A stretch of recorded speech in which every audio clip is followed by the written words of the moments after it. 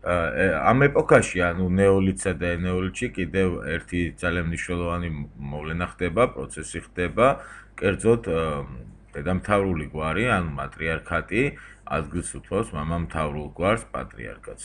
უკვე თავისთავად ეს მიგვანიშნებს, რომ მამაკაცის ფუნქციონალური დატვირთვა, როლი გვარის ცხოვრებაში შეცვლილა, გაზრდილა, წარმმართველი გამხდარა და შესაბამისად მეორე პლანზე გადანაცვლებულა ქალის როლი და მნიშვნელობა.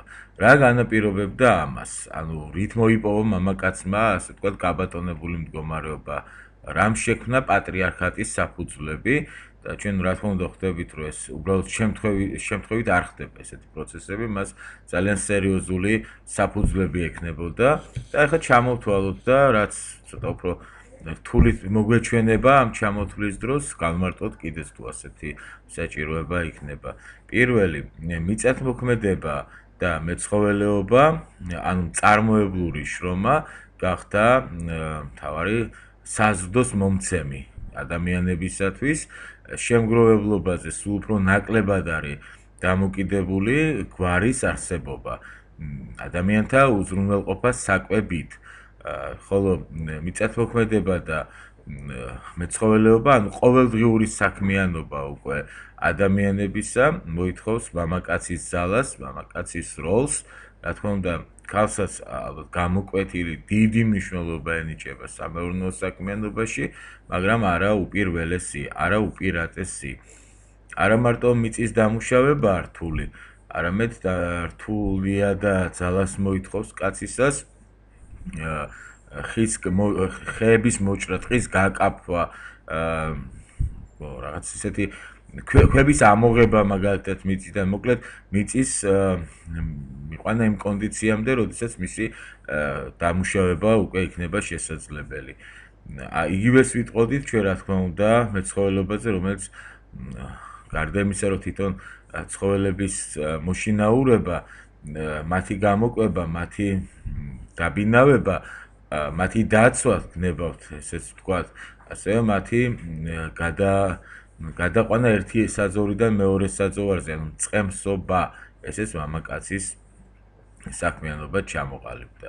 ამასთან ერთად ხდება უკვე ცალკე დარგისა, ну, ყოველ შემთხვევაში ენეოლითში მაინც აშკარად გამოკვეთა, ეს არის ხელოსნობა, რომელიც ორ რთულ საქმიანობასთან არის დაკავშირებული. ერთი მადნის მიგნებასთან, თქვათ სპილენძის მიგნებასთან, მეორე მის დამუშავებასთან, მის გალღობასთან, ქურის აშენებასთან, იარაღის გამოჭედვასთან, თუნდაც ქვისგან იარაღის გაკეთებას უკვე ნეოლითის დროს ჩვენ ნახეთ, რომ ბევრად უფრო რთულია, ბევრად უფრო დახვეწილია ტექნოლოგიურად, ის არ არის უბრალოდ ქვაზე ქვის დარტყმით მიღებული, ესეც მამაკაცის შრომას და ძალას მოითხოვს, ანუ ხელოსნობა, რომელიც ესე აუცილებელ და მნიშვნელოვან დარგად ყალიბდება, ესეც კაცის საქმიანობაა. ამასთანავე ჩვენ უკვე ვთქვით წინა ნაკვეთში ლექციისა, რომ შემთხვევით არ შემოავლებენ ხოლმე დასახლებულ პუნქტს გალავანს, ეს იმას ნიშნავს, რომ არის რაღაც დასაცავი და არის ვიღაც ვისგანაც დასაცავია ეს დასახლებული პუნქტი და ის მოსავალი, რაც მას აქვს. ანუ გახშირებული სამხედრო მოქმედებებიც, რა თქმა უნდა, მამაკაცის ფუნქციას წინ წამოწევენ და მას მებრძოლის ფუნქციას, მებრძოლის როლსაც დააკისრებენ და არა ქალს. ეს ყველაფერი, რა თქმა უნდა, ნიშნავს, რომ სასწორი მნიშვნელობის გამსაზღვრელი კაცსა თუ ქალს შორის კაცისკენ იხრება და ბოლოს გვარიდან ოჯახების გამოყოფა უკვე ნიშნავს, რომ ერთგვარ რაღაც მონოგამიურ ურთიერთობებთან გვაქვს საქმე, ან წინარე პერიოდთან ამისა, ყოველ შემთხვევაში, როდესაც უკვე გვარის დადგენა, გვარის გადასვლა, ნათესაობის განსაზღვრა ხდება როგორც ქალის, ისე მამაკაცის, ანუ მამის მხრიდანაც. აი ამ თვალსაზრისითაც დაკარგა გამოკვეთილი უპირატესობა ქალმა, რაც მას აქამდე ჰქონდა.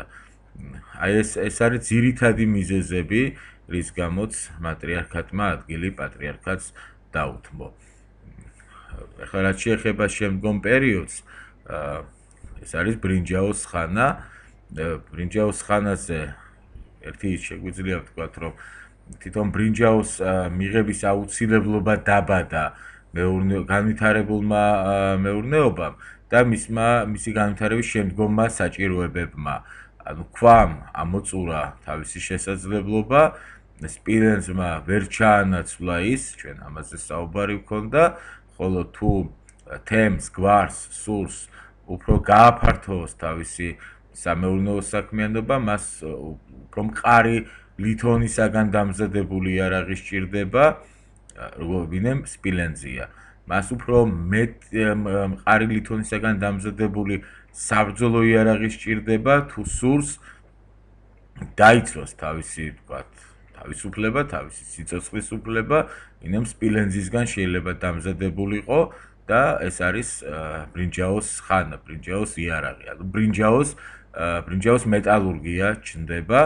თავისთავად შეგახსენებთ მხოლოდ, რომ ბრინჯაო თვითნაბადის სახით არ არსებობს, ის მიიღება სპილენძის, კალის, დარიშხანის შერევის გზით, ის ბევრად უფრო მყარია, ვინმე სპილენძი, ბრინჯაოს სულით შეიძლება ხის მოჭრა, ბრინჯაოს ხმლით შეიძლება ხანჯლით, შეიძლება მტრის მოგერიება, ბრინჯაოს პირიანი სახნისით შეიძლება მიწის დამუშავება. ეს არ არის რკინა, მაგრამ ის ბევრად უფრო მტკიცია, ვინმე სპილენძი.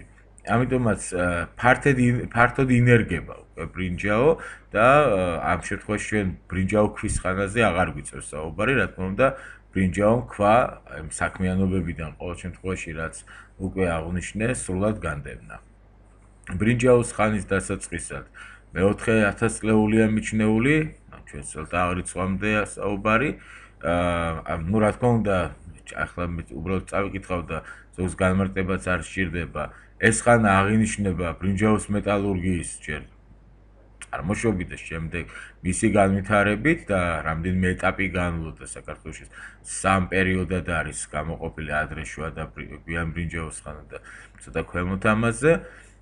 ბრინჯაოს იარაღმა და კიდევ იმ ფაქტორებმა, რაც ზოგადად საქმიანობის დაწინაურებას, განვითარებას ხელს უწყობს, ოდნა სამეურნეო გამოცდილება და ასე შემდეგ.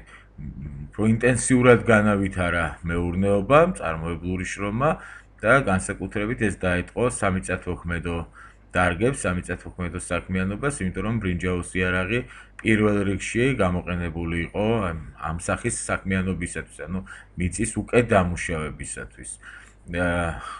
გაფართოვება ალბათ ცოტა ხმამაღალი ნათქვამია, რაც ქვემოთ მიწერია, მაგრამ ყოველ შემთხვევაში აშკარად ჩანს, რომ უკვე პირველი სავაჭრო კავშირები იქმნება მეტალურგებსა და მაგათ ხელოსნებსა და მიწათმოქმედებს შორის, მიწათმოქმედებსა და მეცხოველეებს შორის და სულაც იმ რეგიონებს შორის, საიდანაც შეიძლება შემოიტანო კალა, შემოიტანო სპილენძი, ეს როგორც საქართველოს სხვადასხვა მხარეების სავაჭრო ურთიერთობებზე, სავაჭრო კავშირებზე მაქვს საუბარი, ისე საქართველოსსა და მეზობელი რეგიონებს შორის გაცვლით ურთიერთობებზე.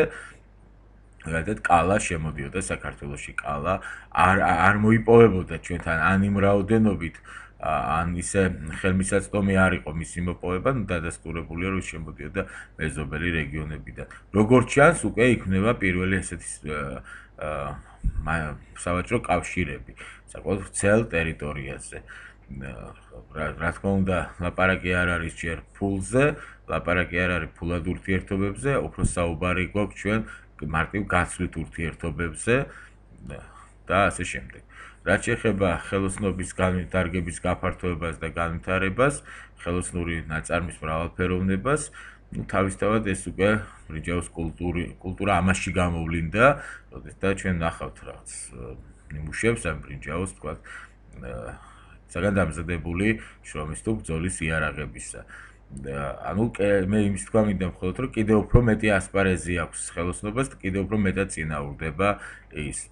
შესაბამისად კიდევ უფრო იზრდება შრომის საქმიანობის განაწილება, ანუ შრომის დარგობრივი დიფერენცირება ახლა თითქმის წარმოუდგენელია ნებისმიერი მიწათმოქმედი იქცეს კარგ მეტალურგად, კარგ ხელოსნად.